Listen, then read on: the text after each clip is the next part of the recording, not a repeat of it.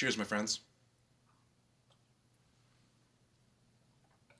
All right, I think we're at chapter 13. I think I read a couple paragraphs into it on Friday, but I'm just going to start right at the top of it since we're right here.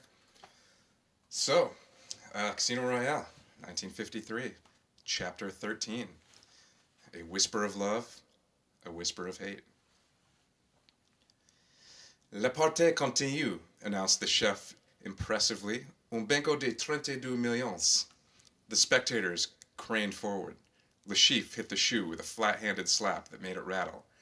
As an afterthought, he took out his Benzedrine inhaler and sucked the vapor up his nose. Filthy brute, said Miss Dupont on Bond's left. Bond's mind was clear again. By a miracle, he had survived a devastating wound. He could feel his armpits still wet with the fear of it, but the success of his gambit with the chair had wiped out all memories of the dreadful valley of defeat through which he had just passed. He had made a fool of himself. The game had been interrupted for at least 10 minutes, a delay unheard of in respectable casinos, but now cards were waiting for him in the shoe. They must not fail him. He felt his heart lift at the prospect of what was to come. It was 2 o'clock in the morning. Apart from the thick crowd round the big game, play was still going on at 3 of the chemin de fer games and at the same number of roulette tables. In the silence round his own table, Bond suddenly heard a distant croupier intone, Neuf, Le Rouge, Gagné, Impair et Munich. This is the moment of the show, or whatever you want to call this, where I apologize for my attempts at the French language in here. I don't know what I'm doing. Continuing. With this, an omen for him, or for Le Chiffre? The 2 cards slithered towards him across the green sea. Like an octopus under a rock, Le Chiffre watched him from the other side of the table. Bond reached out, a steady right hand, and drew the cards toward him. Would it be the lift of the heart, which a 9 brings, or an 8 brings? He fanned the 2 cards under the curtain of his hand. The muscles of his jaw rippled as he clenched his teeth. His whole body stiffened in a reflex of self-defense. He had 2 queens, 2 red queens. They looked roguishly back at him from the shadows. They were the worst. They were nothing. 0. Baccarat. A card, said Bond, fighting to keep hopelessness out of his voice. He felt Le Chiffre's eyes boring into his brain. The banker slowly turned his own 2 cards face up. He had a count of 3, a king and a black 3. Bond softly exhaled a cloud of tobacco smoke. He still had a chance. Now he was really faced with the moment of truth. Le Chiffre slapped his shoe, slapped out a card, Bond's fate, and slowly turned it face up. It was a 9, a wonderful 9 of hearts, the card known in gypsy magic as a whisper of love, a whisper of hate, the card that meant almost certain victory for Bond. The croupier slipped it delicately across. To Le Chiffre it meant nothing. Bond might have had a 1, in which case he now had 10 points, or nothing, or Baccarat, as it is called. Or he might have had a 2, 3, 4, or even a 5, in which case, with the 9, his maximum count would be 4. Holding a 3, giving a 9 is one of the moot situations of the game. The odds are so nearly divided between to draw or not to draw. Bond let the banker sweat it out. Since his 9 could only be equaled by the banker drawing a 6, he would normally have shown his count, if it had been a friendly game. Bond's cards lay on the table before him, the 2 impersonal pale pink patterned backs, and he faced the 9 of hearts. To Le Chiffre, the 9 might be telling the truth or many variations of lies. The whole secret lay in the reverse of the 2 pink backs, where the pair of queens kissed the green cloth. The sweat was running down either side of the banker's beaky nose. His thick tongue came out slyly and licked a drop out of the corner of his red gash of a mouth. He looked at Bond's cards, and then at his own, and then back at Bond's. Pardon me.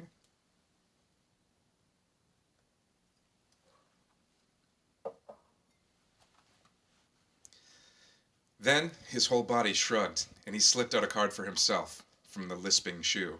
He faced it. The table craned. It was a wonderful card, a 5. Huit à la banca, said the croupier. As Bond sat silent, Le Chiffre suddenly grinned wolfishly. He must have won. The croupier's spatula reached almost apologetically across the table. There was not a man at the table who did not believe Bond was defeated.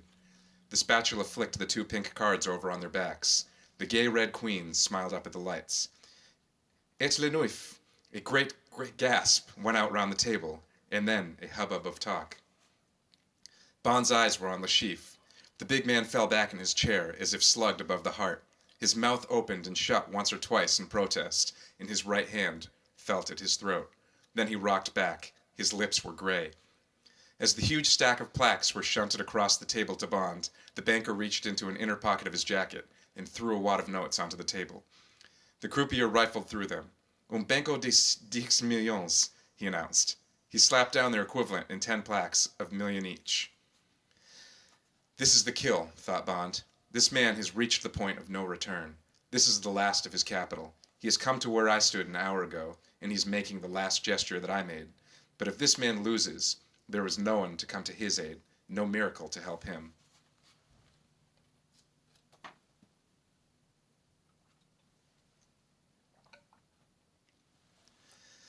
Bond sat back and lit a cigarette. On a small table beside him, half a bottle of Clicquot and a glass had materialized. Without asking who the benefactor was, Bond filled the glass to the brim and drank it down in 2 long draughts. Then he leaned back with his arms, curled forward on the table in front of him like the arms of a wrestler seeking a hold at the opening of a bout of jiu-jitsu. The players on his left remained silent. Banco, he said, speaking straight at Le Chiffre. Once more, the 2 cards were borne over to him, and this time the croupier slipped them into the green lagoon between the outstretched arms. Bond curled his right hand and glanced briefly down and flipped the cards face up into the middle of the table. Le neuf, said the croupier.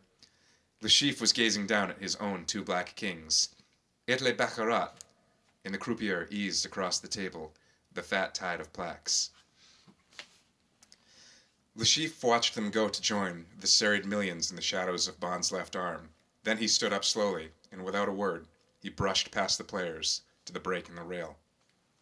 He unhooked the velvet-covered chain and let it fall. The spectators opened a way for him. They looked at him curiously and rather fearfully, as if he carried the smell of death on him. Then he vanished from Bond's sight. Bond stood up. He took a 100 mil plaque from the stacks beside him and slipped it across the table to the chef de partie. He cut short the effusive thanks and asked the croupier to have his winnings carried to the case. The other players were leaving their seats. With no banker, there could be no game, and by now it was 2:30. He exchanged some pleasant words with his neighbors to right and left, and then ducked under the rail to where Vesper and Felix Leiter were waiting for him. Together they walked over to the case. Bond was invited to come... You know what? Sorry. I don't know why it just struck me that I never put on any music, and I'm like waiting for that suspenseful crescendo of music or something like that. I'm not hearing it. And it's because I never started the record.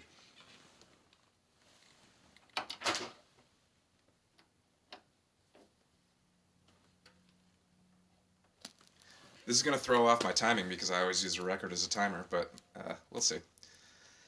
Where were we? There we go. There's that triumphant music I was waiting for. Need that soundtrack. Together they walked over to the case. Bond was invited to come into the private office of the casino directors. On the desk lay his huge pile of chips. He added the contents of his pocket to it. You know, sorry, I gotta make an aside here. You know, sometimes in movies, there's always those really intense moments where a smart composer knows to not have any music, and sometimes no music is even more suspenseful than the build-up of whatever music might be doing. And then afterwards, there's either the triumphant music or the defeatist music, whatever. I feel like I've just unintentionally done that for this book. This is Bond's it's his celebration music. Sorry. I'll get back to reading. In all, there was over 70 million francs. Bond took Felix Leiter's money in notes and took a check to cash on the credit Leones for the remaining 40-odd million. He was congratulated warmly on his winnings. The directors hoped that he would be playing again that evening. Bond gave an evasive reply. He walked over to the bar and handed Leiter's money to him. For a few minutes they discussed the game over a bottle of champagne. Leiter took a 45 bullet out of his pocket and placed it on the table. I gave the gun to Mathis, he said. He's taken it away. He was as puzzled as we were by the spill you took. He was standing at the back of the crowd with one of his own men when it happened. The gunmen got away without difficulty. You can imagine how they kicked themselves when they saw the gun. Mathis gave me this bullet to show you what you escaped. The nose had been cut from a dum-dum cross. You'd have been in a terrible mess. But they can't tie it onto Le Chiffre. The man came in alone. They've got the form he filled up to his entrance card. Of course, it'll all be phony. He got permission to bring the stick in with him. He had a certificate for a war wound pension. These people certainly got themselves well organized. They've got his prints, and they're on the Bellenograph to Paris. So we may hear more about him in the morning. Felix Leiter tapped out another cigarette. Anyway, all's well that ends well. You certainly took Le Chiffre for a ride at the end, though we had some bad moments. I expect you did too. Bond smiled. That envelope was the most wonderful thing that ever happened to me. I thought I was really finished. It wasn't at all a pleasant feeling. Talk about a friend in need. One day I'll try and return the compliment. He rose. I'll just go over to the hotel and put this away, he said, tapping his pocket. I don't like wandering around with Le Chiffre's death warrant on me. He might get ideas. Then I'd like to celebrate a bit. What do you think? He turned to Vesper. She had hardly said a word since the end of the game. Shall we have a glass of champagne in the nightclub before we go to bed? It's called the Royale. You get to it through the public rooms. It looks quite cheerful. I think I'd love to, said Vesper. I'll tidy up while you put away your winnings. I'll meet you in the entrance hall. What about you, Felix? Bond hoped he could be alone with Vesper. Leiter looked at him and read his mind. I'd rather take a little rest before breakfast, he said. It's been quite a day, and I expect Paris will want me to do a bit of mopping up tomorrow. There are several loose ends, and you won't have to worry about them. I shall. I'll walk over to the hotel with you. Might as well convoy the treasure ship right into the port. They strolled over through the shadows cast by the full moon. Both had their hands on their guns. It was 3 o'clock in the morning, but there were several people about the courtyard of the casino, and it was still lined with motor cars. The short walk was uneventful. At the hotel, Leiter insisted on accompanying Bond to his room. It was as Bond had left it 6 hours before. No reception committee, observed Leiter. But I wouldn't put it past them to try a last throw. Do you think I ought to stay up and keep you two company? You get your sleep, said Bond. Don't worry about us. They won't be interested in me without the money, and I've got an idea for looking after that. Thanks for all you've done. I hope we get a job together again someday. Suits me, said Leiter. So long as you can draw a 9 when it's needed, and bring Vesper along with you, he added dryly. He went out and closed the door. Bond turned back to the friendliness of his room. After the crowded arena of the big table, in the nervous strain of the 3 hours' play, he was glad to be alone for a moment, and to be welcomed by his pajamas on the bed and his hairbrushes on the dressing table. He went to the bathroom and dashed cold water over his face, and gargled with sharp mouthwash. He felt the bruises on the back of his head and on his right shoulder. He reflected cheerfully how narrowly he had twice that day escaped being murdered. Would he have to sit up all that night and wait for them to come again? Or was Le Chiffre even now on his way to Le Havre or Bordeaux to pick up a boat for some corner of the world where he could escape the eyes and guns of Smersh? Bond shrugged his shoulders. Sufficient unto the day had been its evil. He gazed for a moment into the mirror and wondered about Vesper's morals. He wanted her cold and arrogant body. He wanted to see her tears and desire in her remote blue eyes, and to take the ropes of her black hair in his hands and bend her long body back under his. Bond's eyes narrowed, and his face in the mirror looked back at him with hunger. He turned away and took out of his pocket the check for 40 million francs. He folded this very small. Then he opened the door and looked up and down the corridor. He left the door wide open, and with his ears cocked for footsteps or the sound of the lift, he set to work with a small screwdriver. 5 minutes later, he gave a last-minute survey to his handiwork, put some fresh cigarettes in his case, closed and locked the door, and went off down the corridor and across the hall out into the moonlight. Thus concludes chapter 13. This is only about the halfway point of the book, so something tells me there's more to this adventure as far as Le Chiffre and the money goes.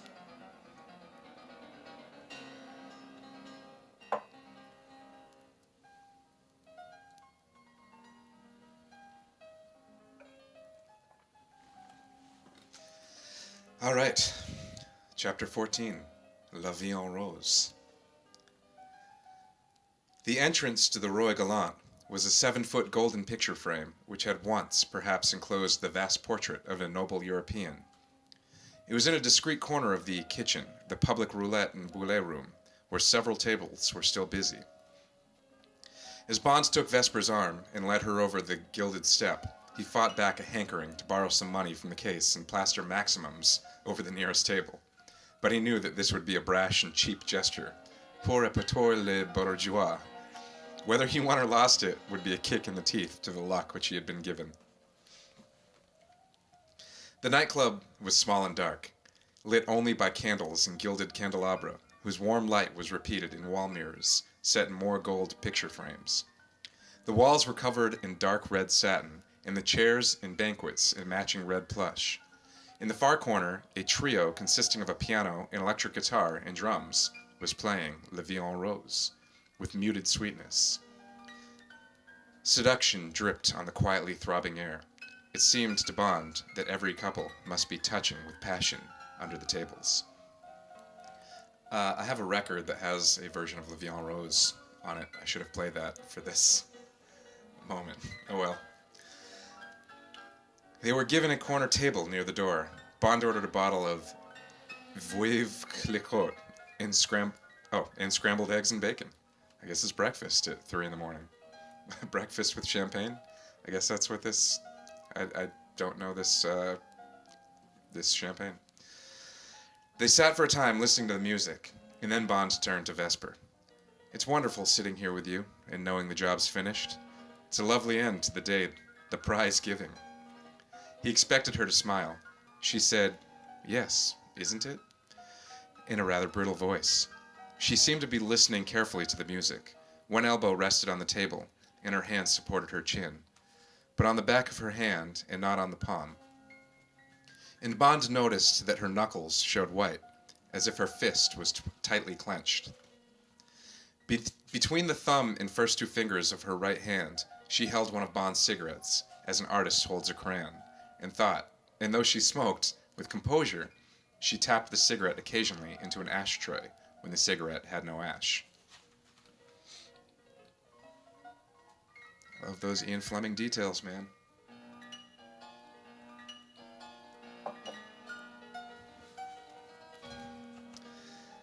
Bond noticed these small things because he felt intensely aware of her, and because he wanted to draw her into his own feeling of warmth and relaxed sensuality.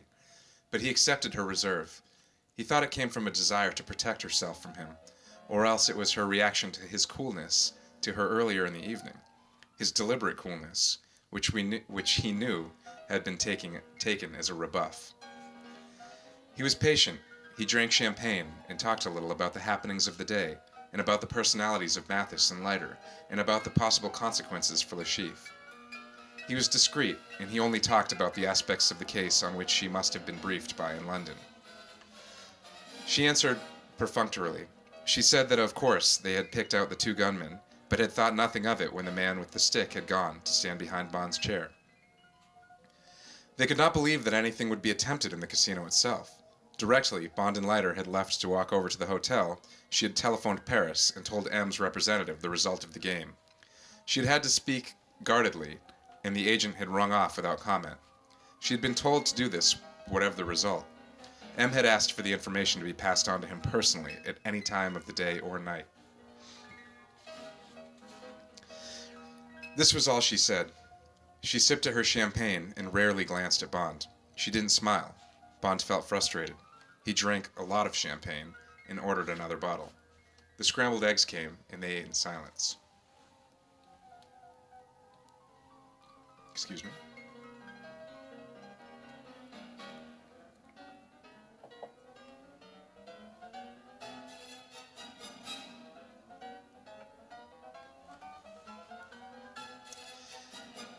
At 4 o'clock, Bond was about to call for the bill when the maître d'hôtel appeared at their table and inquired for Miss Lind.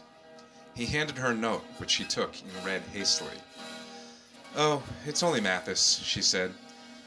"He says would I come to the entrance hall. He's got a message for you. Perhaps he's not in evening clothes or something. I won't be a minute. Then perhaps we could go home? She gave him a strained smile. I'm afraid I don't feel very good company this evening. It's been rather a nerve-wracking day. I'm so sorry. Bond made a perfunctory reply and rose, pushing back the table. I'll get the bill, he said, and watched her take the few steps to the entrance. He sat down and lit a cigarette. He felt flat. He suddenly realized that he was tired. The stuffiness of the room hit him as it had hit him in the casino in the early hours of the previous day. He called for the bill and took a last mouthful of champagne. It tasted bitter, as the first glass of too many always does. He would have liked to see Mathis's cheerful face and hear his news, perhaps even a word of congratulation. Suddenly, the note to Vesper seemed odd to him. It was not the way Mathis would do things. He would have asked them both to join him at the bar of the casino, or he would have asked to join them that night in the club. Whatever his clothes. They would have laughed together, and Mathis would have been excited. He had much to tell Bond, more than Bond had to tell him. The arrest of the Bulgarian, who had probably talked some more, the chase after the man with the stick, the Chiffre's movements when he left the casino. Bond shook himself. He hastily paid the bill, not waiting for the change. He pushed back his table and walked quickly through the entrance, without acknowledging the good nights of the Materdi Hotel and the doorman. He hurried through the gaming room and looked carefully up and down the long entrance hall. He cursed and quickened his step. There were only 1 or 2 officials, and 2 or 3 men and women in evening clothes getting their things at the vestiaire. No Vesper, no Mathis. He was almost running. He got to the entrance and looked along the steps to the left and right down amongst the remaining few cars. The commissionaire came towards him. A taxi, monsieur? Bond waved him aside and started down the steps, his eyes staring into the shadows, the night air cold on his sweating temples. He was halfway down when he heard a faint cry, then the slam of a door away to the right. With a harsh growl and stutter from the exhaust, a beetle-browed Citroën shot out of the shadows into the light of the moon, its front-wheel drive dry skidding through the loose pebbles of the forecourt. Oh no! There goes that! That is way too bad. That's what I get for getting too fancy with this display. Ugh. I feel like Bond, taking my eyes off the details. Okay. Its tail rocked on its soft springs, as if a violent struggle was taking place on the back seat. With a snarl, it raced out to the wide entrance gate and a spray of gravel. A small black object shot out of an open rear window and thudded into a flower bed. There was a scream of tortured rubber as the tires caught the boulevard in a harsh left-handed turn, the deafening echo of a Citroën's exhaust in second gear, in a crash into top. Then a swiftly diminishing crackle as the car headed off between the shops on the main street towards the coast road. Bond knew he would find Vesper's evening bag among the flowers. He ran back with it across the gravel to the brightly lit steps and scrabbled through its contents while the commissaire hovered around him. The crumpled note was there amongst the usual feminine baggage. Can you come into the entrance hall for a moment? I have news for your companion, Renee Mathis. The end of chapter 14. I would take a sip of my cocktail, but I just spilled it all over myself. So I'll drink my water.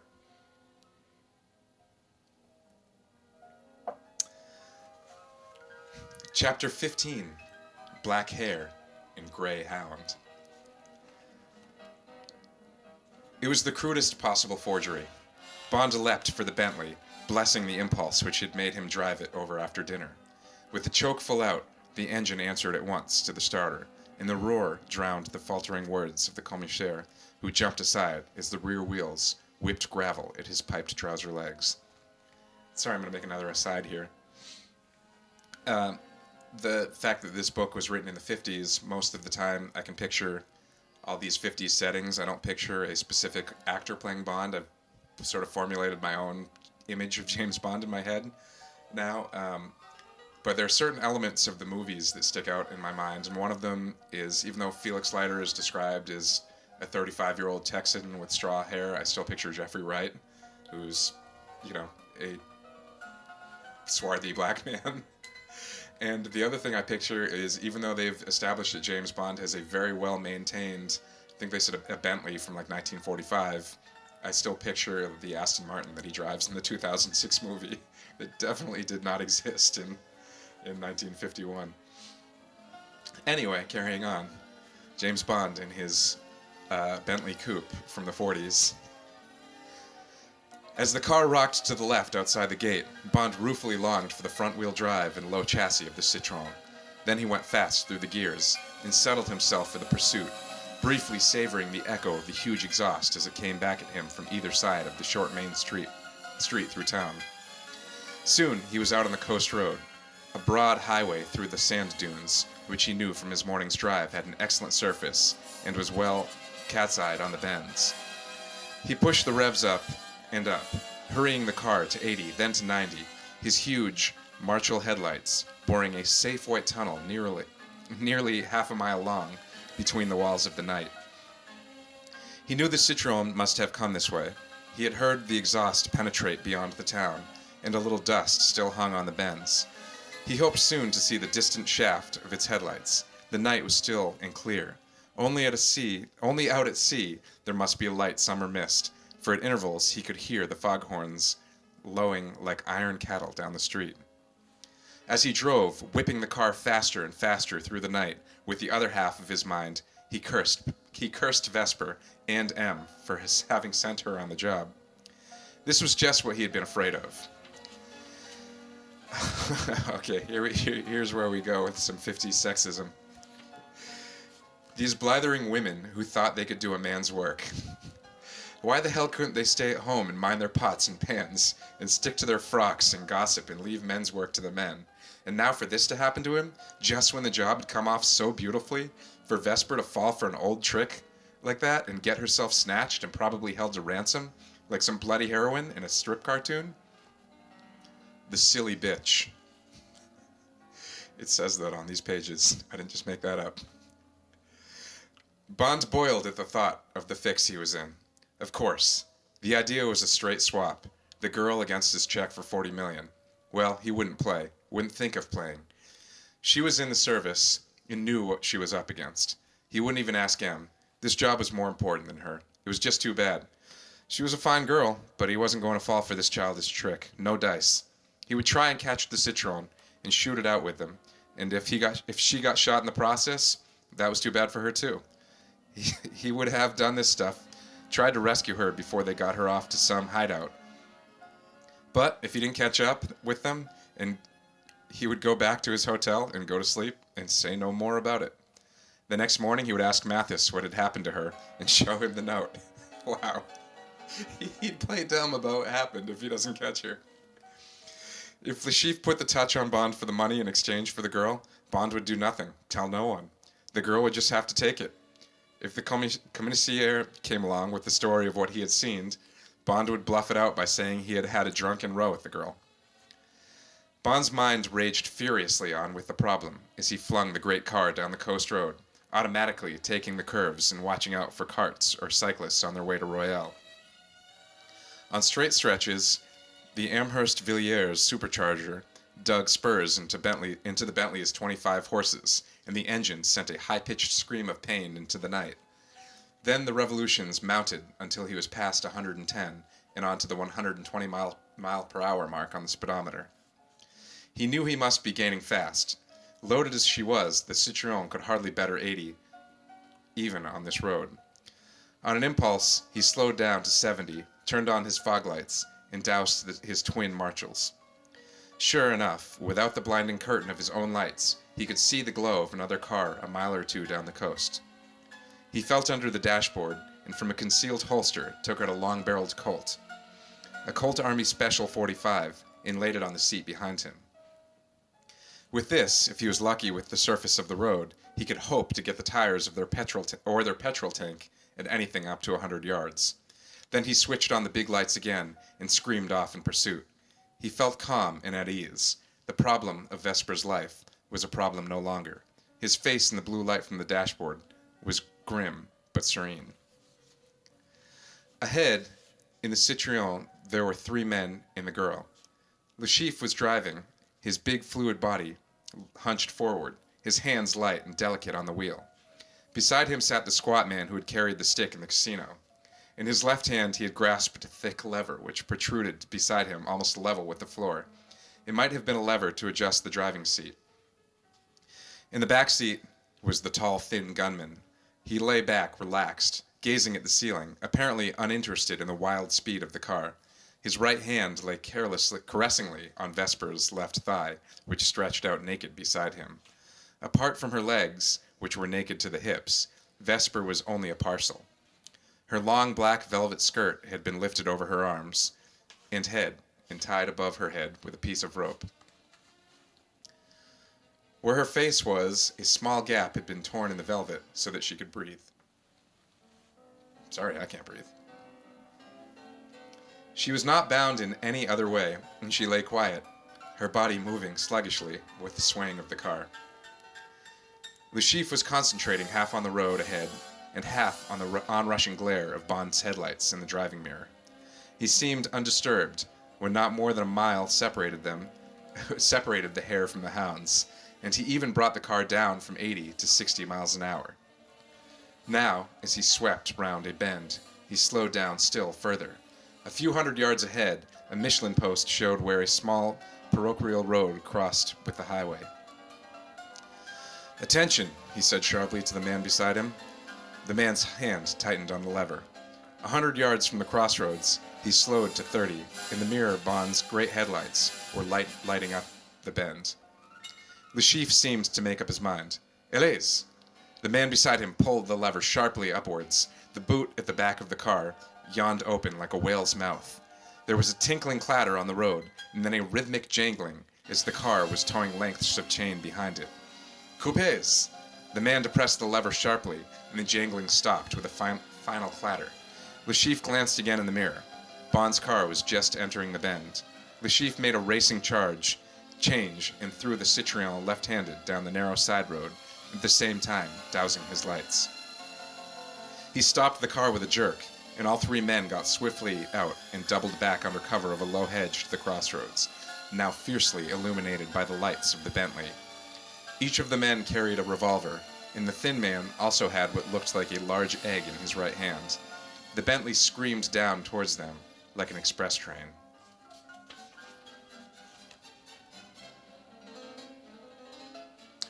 And that was the end of chapter 15. We're now on to chapter 16.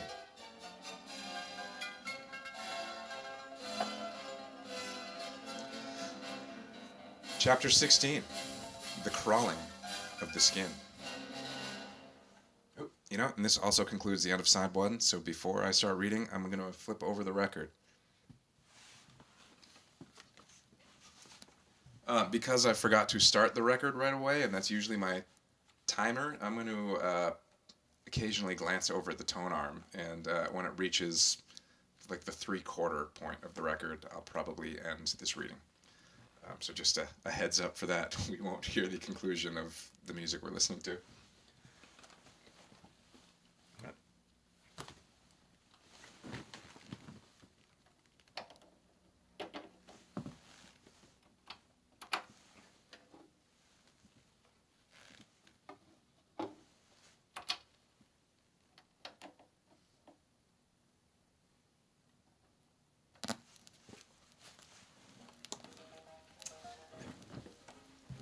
Right.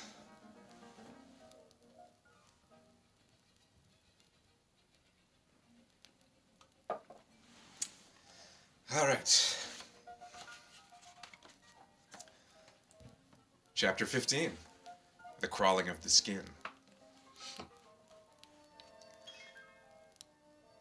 As Bond hurtled round the bend, caressing the great car against the camber with an easy sway of the body and hands, he was working out his plan of action when the distance between the two cars should narrow still further.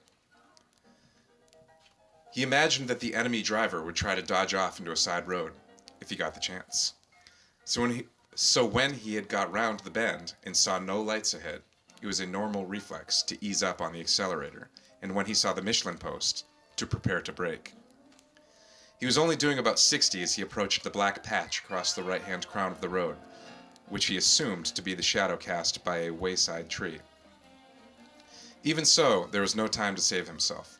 There was suddenly a small carpet of glinting steel spikes right under his offside wing. Then he was on top of it. Bond automatically slammed on the brakes on full and braced all his sinews against the wheel to correct the inevitable sharp slew to the left. But he only kept control for a split second. As the rubber was flayed from his offside wheels and the rims for an instant tore up the tarmac, the heavy car whirled across the road in a tearing dry skid, slammed the left bank with a crash, and knocked Bond out of the driving seat onto the floor. And then, facing back up the road, it reared slowly up, its front wheels spinning and its great headlights searching the sky. For a split second, resting on the petrol tank, it seemed to paw at the heavens like a giant praying mantis. Then, slowly, it toppled over backwards and fell with a splintering crash of coachwork and glass. And that's a shame, because when they described this Bentley earlier, they described how immaculately maintained Bond had kept this thing. In the deafening silence, the near side front wheel whispered briefly on and then squeaked to a stop. Le Chiffre and his two men only had to walk a few yards from their ambush. "Put your guns away and get out," he ordered brusquely. "I'll keep you covered. Be careful of him. I don't want a corpse. And hurry up, it's getting light." The two men got down on their knees. One of them took out a long knife and cut some of the fabric away from the side of the convertible hood and took hold of Bond's shoulders. He was unconscious and immovable. The other squeezed between the upturned car and the bank and forced his way through the crumpled window frame. He eased Bond's legs pinned between the steering wheel and the fabric roof of the car. Then they inched him out through a hole in the hood. They were sweating and filthy with dust and oil by the time they had him lying in the road. The thin man felt his heart and then slapped his face hard on either side. Bond grunted and moved a hand. The thin man slapped him again.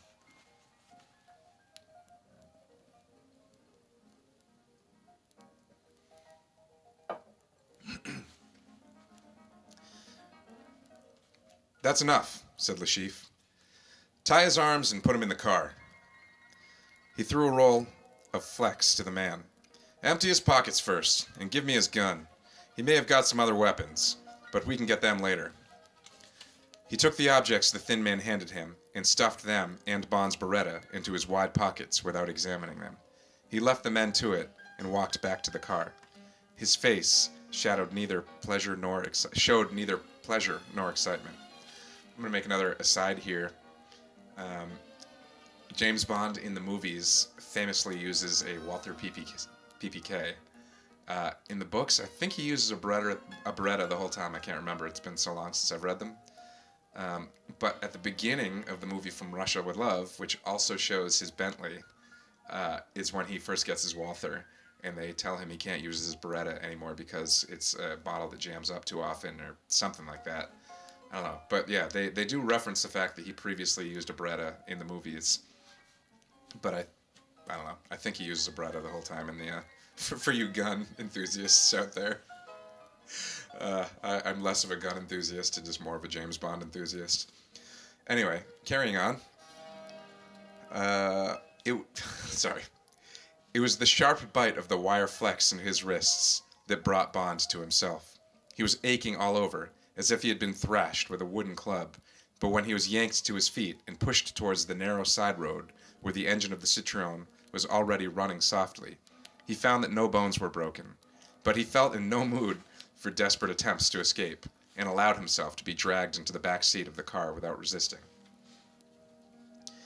He felt thoroughly dispirited and weak in resolve as well as in body. He had had to take too much in the past 24 hours, and now this last stroke by the enemy seemed almost too final. This time there could be no miracles. No one knew where he was, and no one would miss him until well into the morning. The wreck of his car would be found before very long, but it would take hours to trace the ownership to him. And Vesper? He looked to the right, past the thin man who was lying back with his eyes closed. His first reaction was one of scorn. Damn fool girl, getting herself trussed up like a chicken, having her skirt pulled over her head as if the whole of this business was some kind of dormitory rag. But then he felt sorry for her. Her naked legs looked so childlike and defenseless. "Vesper," he said softly. There was no answer from the bundle in the corner, and Bond suddenly had a chill feeling, but then she stirred slightly. At the same time, the thin man caught him a hard backhanded blow over his heart. Silence. Bond doubled over with pain, and to shield himself from another blow, only to get a rabbit punch on the back of his neck, which made him arch back again, the breath whistling through his teeth. The thin man had hit him a hard professional cutting blow with the edge of the hand. There was something rather deadly about his accuracy and his lack of effort. He was now again lying back, his eyes closed. He was a man to make you afraid, an evil man. Bond hoped he might get a chance of killing him. Suddenly, the boot of the car was thrown open, and there was a clanking crash. Bond guessed that they had been waiting for the third man to retrieve the carpet of spiked chain metal. He assumed it must be an adaptation of the nail-studded devices used by the resistance against the German staff cars.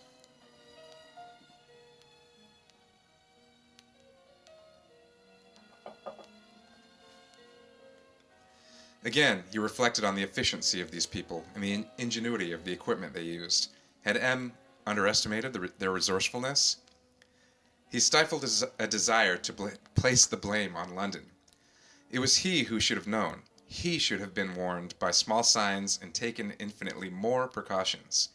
He squirmed as he thought of himself washing down champagne in the Royale Gallant while the enemy was busy preparing his counterstroke.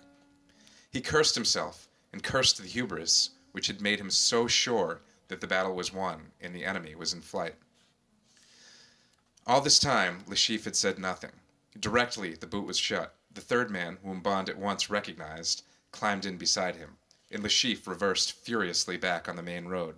Then he banged the gear lever through the gate and was soon doing 70 on down the coast. By now, it was down to about 5 o'clock. It was dawn, about 5 o'clock. Bond guessed, and he reflected that a mile or two on was the turning to Le Chiffre's villa. He had not thought that they would take Vesper there. Now that he realized that Vesper had only been sprat to catch a mackerel, the whole picture became clear. It was an extremely unpleasant picture. For the first time since his capture, fear came to Bond and crawled up his spine. 10 minutes later, the Citroën lurched to the left, ran on a few hundred yards up a small side road, partly overgrown with grass, and then, between a pair of dilapidated stucco pillars, into an unkept forecourt surrounded by a high wall.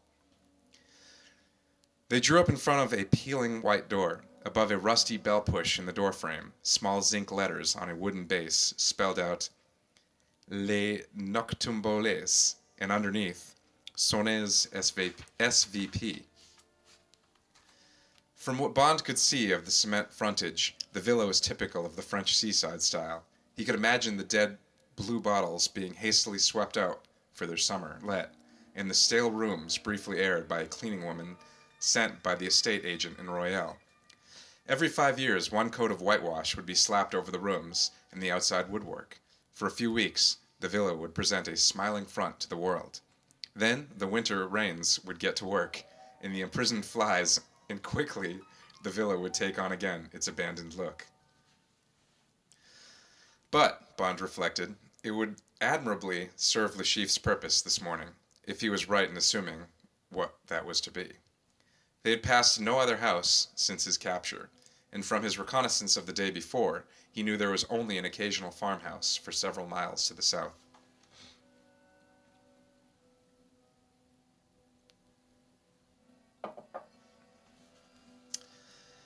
As he was urged out of the car with a sharp crack in the ribs from the thin man's elbow, he knew that Le Chiffre could have them both to himself, undisturbed, for several hours. Again, his skin crawled. Le Chiffre opened the door with a key and disappeared inside. Vesper, looking incredibly indecent in the early light of day, was pushed in after him with a torrent of lewd French from the man whom Bond knew to himself as the Corsican. Bond followed without giving the thin man a chance to urge him. The key of the front door turned in the lock. Le Chiffre was standing in the doorway of a room on the right. He crooked a finger at Bond in silent, spidery summons. Vesper was being led down a passage towards the back of the house, Bond suddenly decided. With a wild backward kick, which connected with the thin man's shins and brought a whistle of pain from him. He hurried himself down the passage after her. With only his feet as weapons, there was no plan in his mind except to do as much damage as possible to the two gunmen and be able to exchange a few hurried words with the girl. No other plan was possible. He just wanted to tell her not to give in. As the Corsican turned at the commotion, Bond was on him, and his right shoe was launched in a flying kick at the other man's groin. Like lightning, the Corsican slammed himself back against the wall of the passage, and as Bond's foot whistled past his hip, he very quickly, but somehow delicately, shot out his left hand, caught Bond's shoe at the top of its arc, and twisted it sharply. Completely off balance, Bond's other foot left the ground. In the air, his whole body turned, and with the momentum of his rush behind it, crashed sideways down to the floor.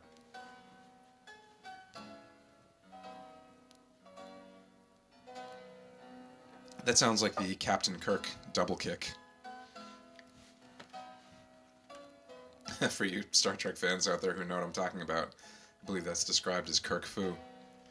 The judo chop to the back and then the double kick. For a moment he lay there, all the breath knocked out of him. Then the thin man came and hauled him up against the wall by his collar. He had a gun in his hand. He looked at Bond inquisitively in the eyes. Then, unhurriedly, he bent down and swiped the barrel viciously across Bond's shins. Bond grunted and caved at the knees. "If there is a next time, it'll be across your teeth," said the thin man in bad French. A door slammed. Vesper and the Corsican had disappeared. Bond turned his head to the right. Le Chiffre had moved a few feet out into the passage. He lifted his finger and crooked it again. Then, for the first time, he spoke. "Come, my dear friend. We are wasting our time." He spoke in English with no accent. His voice was low and soft and unhurried. He showed no emotion. He might have been a doctor summoning the next patient from the waiting room, a hysterical patient who had been expostulating feebly with a nurse. Bond again felt puny and impotent. Nobody but an expert in jiu-jitsu, or Kung Fu, could have handled him with the Corsican's economy and lack of fuss. I'm getting the 2-minute warning, so I'm going to read a couple more sentences. Oh, we're almost at the end of the chapter, so perfect.